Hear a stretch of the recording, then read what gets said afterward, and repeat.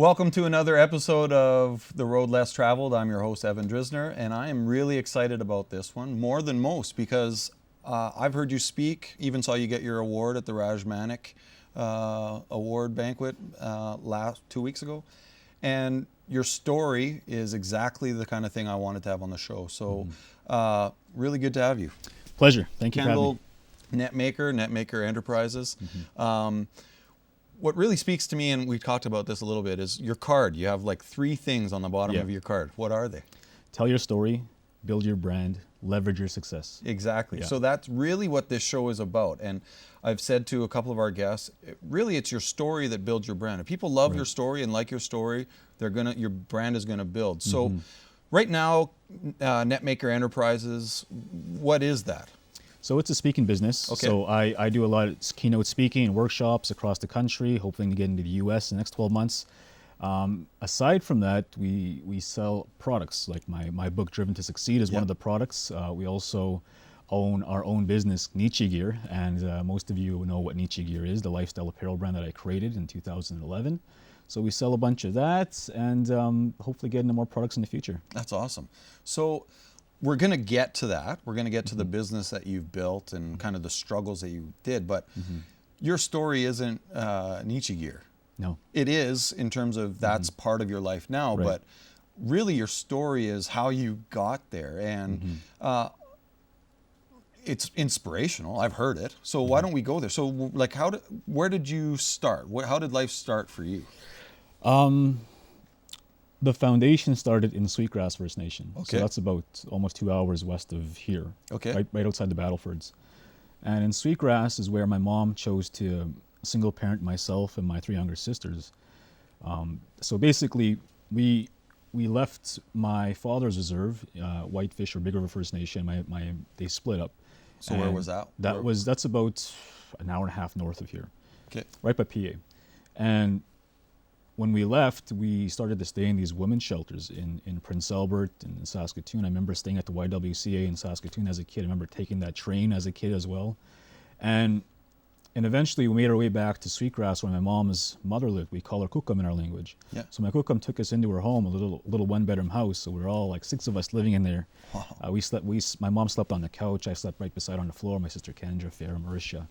And most people don't know this, but you can't physically go buy a house on a reserve. And you can't say, I'm going to go build a home here, right? Because there's limits on what we can do. And a lot of people don't understand that. Yeah. So when I was in grade 1, going into grade 1, we couldn't physically get a home. So we were living with my Kukam for a few months. And then eventually my mom's cousins moved me out of a house, said, hey, I'm going to move to North Battleford. If you want, you and your children can come live into this house. That was the only option to get a house at that time. Crazy. So a little 2-bedroom house. Remember we moved in there. There's 2 bedrooms. I got a room. My sisters shared a room, 3 of them, and my mom slept on the couch. That happened until I graduated high school. The reason I tell you that, Evan, is because my mother sacrificed so much for me to be here, and I give her a lot of credit for everything that I'm continuing to do because of that foundation. And a lot of my foundation comes from females: my Kukam, my grandma, my mom, and now my wife, the provider of my whole family now. Yeah. So much has happened because of women. I truly have a lot of respect for them. The reason why I didn't share a room with my sisters goes down to that term, respect. Yeah. Right? Yeah. It was disrespectful in our culture to do that, to say inappropriate things around my sisters. So I was always disciplined if I did anything like that, or even try to wrestle with my sisters. So those things were ingrained into our culture back home, and it goes down to respect of oneself and respect for you, my brother and my sister. So growing up through those culture, I was able to use that, and I still use that in my business today. I really respect everyone that I meet, and if someone doesn't respect me, I don't have to make time for them, right? That's the way I view it. Yeah. So I've been bringing that in my business and into Nietzsche Gear, and eventually, when I was growing up in that 2-bedroom house, my mom put me in a school called Cut Knife, and Cut Knife was about 15 minutes away from Sweetgrass, a farming community, 500, 600 people at the time. So I get bused to Cut Knife, and it was the first time I was really put outside my comfort zone. Like it's kind of like you come from Ontario, right, or Winnipeg, and you go to a different country. Yeah. You get off the plane, you walk in the airport, you move into the house. totally different, And right? everybody knows. Everyone knows hey, except for you, right? Yeah. And you're forced to do one thing, adapt. Yeah. I had no choice but to adapt. So, I mean, adapting is definitely a common thing Yeah. I see with business leaders and entrepreneurs and people in general that are successful have this ability to adapt or at least make the best of something. Right. And you talked a bit about your mom and how much she sacrificed by sleeping on a couch, which I can't imagine. If I'm on the couch, I did something wrong. But, I mean, even before that, you said you started at a different First Nations and then Yeah. you moved. Yeah. Your mom pulled you out of that, right? Like that was not just a sacrifice. That was a whole life shift and a mentality She shift. broke for her. a cycle. That's Yeah. what she did. She didn't want what was going to be. She knew was going to happen to us, and if our life could be different, right? But my mom decided that her children were more important than her needs and wants, and she put us first. And I'll never forget that, right? So. Which is crazy. It's crazy, yeah. Because, like, I mean, you have kids now. I have Yes, kids. yeah. And I can't imagine, like, as an adult, Yeah. that's one thing. The perception is now I'm sleeping in this shelter. Yeah. Like, there's no privacy. As a kid, like, your mom probably said, "Hey, we're moving," and you're like, "This is weird, but all right, I'm with mom." That's Yeah. a safety net, Yeah. right? I can't imagine what that would have been like as an adult to do that. Yes, and there's so many things that happen. You know, like Yeah. along the way, we used to pawn our belongings to the pawn shop so we can, because we're living on welfare. There's no economic development back home. I didn't know any entrepreneurs. I didn't know anyone starting businesses. I didn't even know anyone that was hiring in the area. And if you wanted to get a job, you had to drive to North Balfour, which is 25 minutes away, if you had a vehicle. Yeah. So you could see we were in a situation where, how the heck do you get out of this, right? Yeah. And this happens. This is nothing compared to places like isolated communities across Saskatchewan. Manitoba has it worse. There's like double the communities that are isolated. I've been to these places where, how do you get out of these situations? And the way that I felt that I felt like I went through all that for a reason. Now I'm getting an opportunity to really try to create change in ways that I feel might help those people. So it's crazy. You've definitely Yeah. gotten to a place where your impact is gonna be substantial. I know it.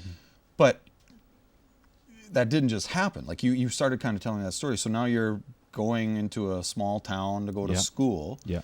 You basically picked up. Now everybody's like, "Who is this kid?" You felt probably like a Yeah. complete. Like I remember when we moved from Manitoba to Regina, and the vice principal took me into the class and said, "Hey, everybody, this Yeah. is the new kid." And Yeah. I was like, It's terrifying. Yeah, It's terrifying. Yeah. So I can't imagine you've done this now 3 different times. You're moving all over. So how did that impact you now? That you like? It impacted me in a positive and negative way. So the Okay. positive was I was forced to adapt. The negative was I had to try to fit into 2 worlds now, and it was very difficult to do that. And so I had to learn mainstream culture, but also try to keep my roots at the same time. And to this day is the most difficult thing to balance. There's no such thing as that, but to try to keep those foundations stable through the success journey, whatever journey you're on. So growing up through that, it was I was thankfully I was able to meet a lot of friends, and I made friends through soccer. And soccer was the sport that changed my life, and changed my whole family's life. So when I was in grade 5, I met my best friend at that school. His name is Johan. And Johan was originally from this place called South Africa. Him and his family happened to be living at Attons Lake, Saskatchewan, not far from Cutknife. And we happened to be going to the same school. Right? You almost wonder what bet did they Oh, lose. it's South just Africa to that crazy. place. Yeah. It's just crazy. So basically, one day at recess, he asked me why my bus just pulls up, right? Just pulls up, and I'm getting on the bus, and he's like, "Kendal, why aren't you playing soccer with us after school?" And there's a few of them getting ready to play. And I told Johan, and I remember I was just embarrassed to tell him this. I said, "That's my only ride to and from my reserve, living on welfare. We have a little 10-inch black and white TV on top of an old box wooden TV. We pawn a lot of our belongings to make ends meet every month, and so on. I didn't have opportunity. We didn't have a vehicle, right? So I told him all this stuff. I got on the bus, and I felt like an idiot. Come back to school the next day, and he's a very optimistic kid. And he tells me, "Kendal, told my parents what you told me. We want to help you out." That family starts driving me to and from Sweetgrass, picking me up to play soccer, pays for my fees. We become best friends for 2 years. His dad becomes my role model. He starts planting seeds like, "Hey, Kendal, really good job today. I like the way you dressed today, young man. You could do this one day if you really try it." Planting seeds when I didn't have that within myself. So here's a man just saying, "I see potential in you," when I couldn't see it. When they moved away 2 years after that to Saskatoon, I was thinking my life's over, right? My soccer career is going to be done. Yeah. They gave us a vehicle that was sitting outside their house because they knew my mom was doing everything she could to try give me and my sisters an opportunity to succeed. A 1986 Ford Crown Victoria, burgundy red. Yeah. So that's how one family changed our life. So have you had the opportunity since then to talk to him to Yep. see like why he did that, or? Well, it was his parents that gave us the bigger I guess not the bigger impact, the vehicle, right, and allowed me into their home. I think what they had seen was a kid that was just trying to play a sport and loved to play the sport, and I was a good kid, thankfully, thanks to my mom. I wasn't getting into trouble because I really wanted to play sports, and once I got into the sports changed my life, even up through high school to college and so on. It kept me out of those negative surroundings, even though I still found them once in a while. Could have been a lot worse, man. Like I could a lot of things could have happened, but they saw something within me that like I said, I didn't see within myself. Yeah, and they invested Yes. time and obviously money, but also, Yep. like you said, it's funny that just even the words of encouragement, how much of an Yes. impact. Because how old were you? Oh, I was 10 to 12. Which is crazy. Yeah. Like you're talking 20 years ago, potentially, right? Like, yeah, it's crazy. And you remember how someone would, hey, nice outfit. Mm-hmm. So, Kendal, we're just going to stop for a commercial break. Sure. And then when we come back, you got to stay tuned because this story not only gets better, but it's awesome to see the redemptive power of encouragement and love, and how you thought like your story was ending because they moved, and then you had somebody else come into your life that Yes. also gave you a lot of positive impact. So stay tuned. We'll be right back with Kendal Netmaker.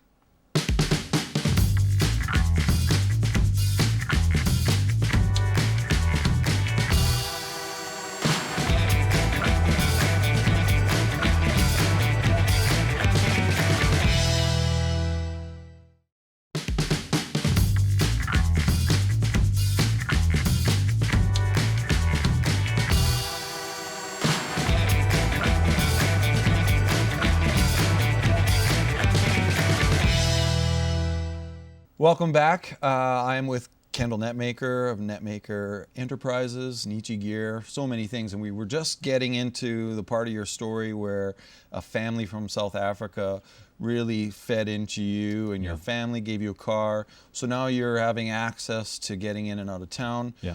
But then they moved.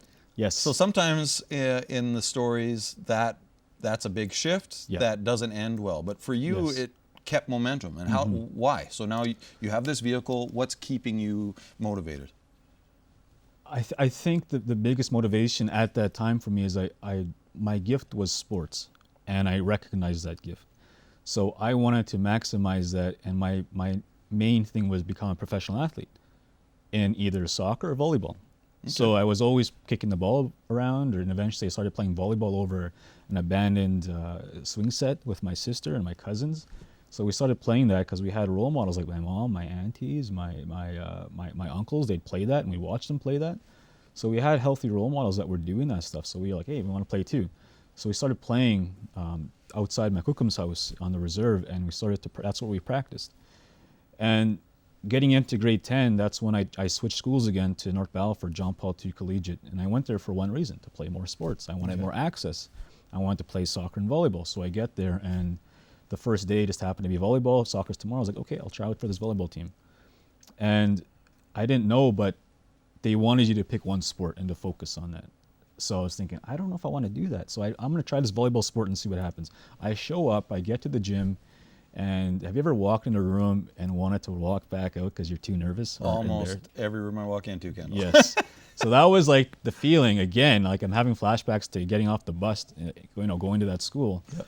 So I open it, I'm like, oh my gosh, what did I get myself into? So I go through the practice, my negative self-talk is happening, and the coach can recognize that. And at the end of it, he pulls me aside and he's like, hey, Kendal, I want to talk to you. He pulls me aside and he's like, Kendal, I really liked what I had seen today. I see a lot of potential in you. And no one's really ever, other than Johan's dad, that said it that way. Yeah. And I was like, geez, I see a lot of potential in you. I want to work with you. You might not get a lot of playing time this year, but I want you to stay on my team. I see a lot of potential in you. Those words changed my life again, and it sparked something within myself. And I said, I'm going to dedicate myself to this sport and to this man's team, and I'll do my best to not only make him proud, but to also near my chance to become a professional athlete.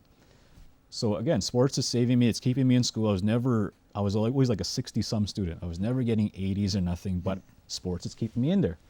So I'm going to practice it just like you said. So grade 10, didn't play a lot just like you said, but I'm trying. Grade 11, I'm a starter. Things are changing. Grade 12 comes along, I'm a team captain. This guy transformed my life. And he would say in the hallways, Kendal, what are you doing after grade 12? Hey, Kendal, good job today in practice. Hey, I like the way you dressed. And if I wasn't doing something that he was appropriate, all he would have to do is this in the hallway, and I would spartan up. Yeah. That's how much respect I had for him. And so he used to encourage me to apply to university. He's like, I could see you becoming a teacher here at the school one day. I could see you becoming a coach, Kendal. I was like, wow, geez. And I'm like, I don't know if I can get into university. I got 60s, right? So I apply to university. I don't get in. And I told Doug, his name is Doug Sieben. He's a physics teacher and the high school volleyball coach. Told him, and he encouraged me to keep, trying things. And I just happened to meet this guy called Trent Mason from Prince Albert. Gets me on the phone and says, Kendal, I'm going to go coach in Fort McMurray, Keanu College, and I want you to come play on a volleyball team. I'll get you into the college. I was like, I don't know if I can get into college. I couldn't even get to university. He's like, Kendal, you only need a 60. I was like, okay, good. I got that. I can do that. So I get into college, and I'm going to school there. And again, this is totally outside my comfort zone because now I'm on my own. Different planet, it felt like. Yeah. Having to learn everything, learn how to take care of myself. I wasn't good at that stuff. And so everything just kept shifting. And after 2 years, my knees took a beating because I was playing, and I'm not a very tall volleyball player in volleyball, college level and university. So I was playing a middle position, so it meant I had to jump every single play in the air and wait for the ball, so it beat up my legs. And so after 2 years, I was like, I can't keep playing this. Like, I know I'm not going to be able to hang in here for 5 years if I played. Yeah. So I applied back to university, got into the education program. So I come back, and in education, that's where I started this company called Nietzsche Gear. So you started it while you were a student? I started while I was a student, yeah. Yeah. So, but before that, I started a different brand called Moose Meat Apparel because Moose Meat was a volleyball team I created while I was at university. Okay. And people, every time we go to a tournament, people would flock to us because they're like, who's this Moose Meat team, right? No one took us seriously until they watched us play because we were actually pretty good. Yeah. We started winning tournaments. And my buddy Justin put Moose Meat on the jersey one day, and that was it. We were Moose Meat. Yeah, yeah. And then we gave us Moose nicknames: Moose Lips, Moose Legs, Moose Luckle, Moose everything, right? So everyone had Moose nicknames, and everyone just loved to see us. And we built a following. And I started selling T-shirts, and I registered Moose Meat Apparel. 8 months later, after we get featured in the Globe and Mail, I get a letter that says we can no longer use the word Moose Meat on our products because it infringes on a similar trademark. Okay. So I had to close it down. Felt like a failure. Yeah. I get on Facebook with a guy called Neil McLeod, and I'm just like, oh my gosh, we just got national publicity and everything just stops, right? Yeah. So I tell him the situation. He's like, Kendal, let's change the name. I was like, how could you say it so easily, right? Just change the name. I've been building this for 8 months. And he said, just call it Nietzsche Wear or Nietzsche Gear. I was like, well, where does Nietzsche come from? Nichiwagan, my friend. That's where it comes from. It's a friend word. Nietzsche is a slang form of Nichiwagan. It's like, interesting, friend gear. So I changed it. And I pulled the story of Johan and how he helped me, and I want to give back the way that Johan helped me to thousands of kids. Yeah. We had a story with the brand, purpose-driven, and that was the blessing in disguise. Because once we did that, I competed in business planning competitions, and to date, we have almost 100,000 in business competitions that we've actually secured funding from, grant awesome. funding. And I had to learn how to present. I sucked at presenting when I first started. Like, I was awful. And I had to learn how to do all this stuff, how to sell my story, so I can influence people to give me what I needed to expand my business. So I was able to get that, started in a one-bedroom apartment with my wife, and my now son, who is just an infant, and I just finished university. And I'm like, how am I going to do this? 8 months later, we're in the welfare line downtown Saskatoon, because I don't know how I'm going to make ends meet. Yeah. So A business much owner in stuff, a welfare line. So much stuff is happening, right? Wow. Crazy. And after that, I got Rachel's support. We had a conversation. I said, I don't want this to go through us. I don't want this to be us. We didn't finish that application. Awful process. They make you feel like you're like, oh, it's awful. So we go through that, go back to our apartment, and I said, if you give me this support, I know I can make something happen. And she supported me. So that was my foundation there. Again, another female. So I'm going after this thing. 2012, I move it, everything we have from all of the sales from our apartment people were buzzing up like all the time. So, and buying from a wireless debit machine through my closet, it was crazy. And my son Ken was like crawling around all the boxes and watching all these customers come in, and watching me run a business from an apartment. We took it from there and we went to the place called the 220. It just opened downtown on 20th Street, a little 100 square foot office. People are coming off the street buying our stuff. Then we got a big break. We got a 3-month prize kiosk in the A Street Mall. We go set up there for 3 months. We make over 50,000 in sales, and we're like, whoa, we got something here. Okay, so what are we gonna do with this? And by we, I mean like I'm just self-talking, right? Yeah. So I'm thinking, what am I gonna do? So I invested all back into a store steps away, put everything I had into it, buy inventory, buy the racking, paint everything. I'm working there at 9 p.m. to 3 a.m. for like 2 weeks straight, trying to get this thing up and running. Canada Day we opened, and then a few months later we opened up a pop-up store in Prince Albert, and then I opened up an online store, and in that December we did over 105,000 in sales with a one-man show basically, and a few part-time staff that helped. And I was like, holy crap. So that happened for several years, just popping up stores, and then we started to distribute wholesale. Other stores wanted our stuff, so we started to sell that way. Then I got into speaking. People are like, Kendal, we like your story. We want you to come speak at our high school or our college. Like, very cool, as long as they can come bring some hoodies and sell. So I didn't get paid to speak for a long time. I used to just go and try, hopefully someone would buy my stuff. So that's how I got into It's kind of like being in a band. Yes. You got to play for 45 minutes and then hope you sell some T-shirts. Exactly. Yeah, so now Nietzsche Gear, obviously the story behind it is incredible. I can only imagine you trying to sell T-shirts in your apartment with a little one. Yeah. And then it's funny because you really briefly talked about like how you're in the line to apply for welfare, and how the system makes you feel this small. And, Yes. and it's really a tragic part in not the world, but in North America too. Like so many people that have impact or that have responsibility haven't had, and like I say this very carefully because I don't want it to be misconstrued. Yeah. They've never had the luxury of understanding what it's like to not have a safety net.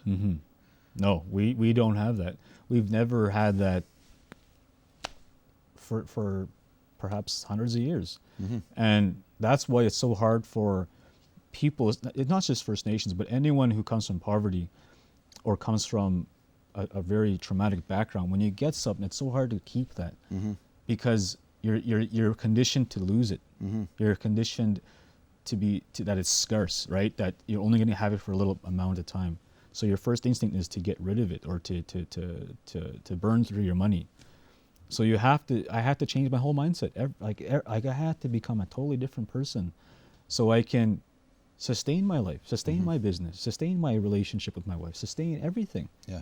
And that mindset was, and that personal development was the best investment I have ever made, and I'm still investing all the time. I just told you, I came back from a speaker's mastermind in Florida, right? Yeah. Coming back from plus 30 to a minus 30, right? And that's what I do. I invest in myself so I can, once I know it, I can share it with people and build a better business and better life. Yeah. I definitely think I've heard your story before. I've met people that have not similar stories, but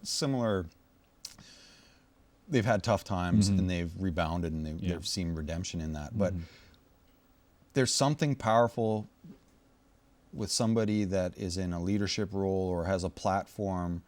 There's something powerful when those people have seen the bottom. Yes.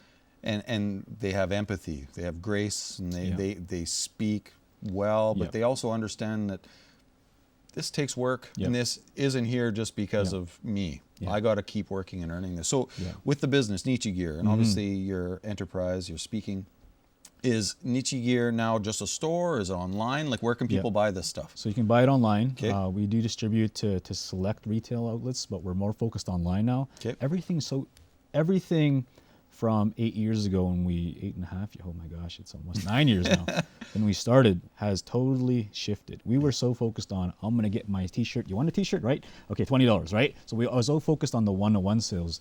Now it's, how can I sell 50 to you? Yeah, exactly. And your business? How can I sell 100 to you? How can I sell 100 books to you? So again, the mind shift has elevated to not just one location. So we're focused on distributing on a bigger quantity to people. And same thing with the speaking. How can I speak to bigger corporations, bigger events that Shaw will Spotlight. and Shaw Spotlight. That's why we're here, right? Exactly. So because of the mindset, Yeah. I wouldn't have met you if I didn't change that. So That's true. So much has shifted. So what's the website? Nietzschegear.com. Okay, sweet. 2 E's? Neechie gear.com. Perfect. Yeah. Perfect, Kendal. Thank you so much for telling your story, man. It's Appreciate it. inspirational. Thank you. Really is. Yeah. Make sure you check out Shaw Spotlight TV for upcoming Road Less Traveled episodes.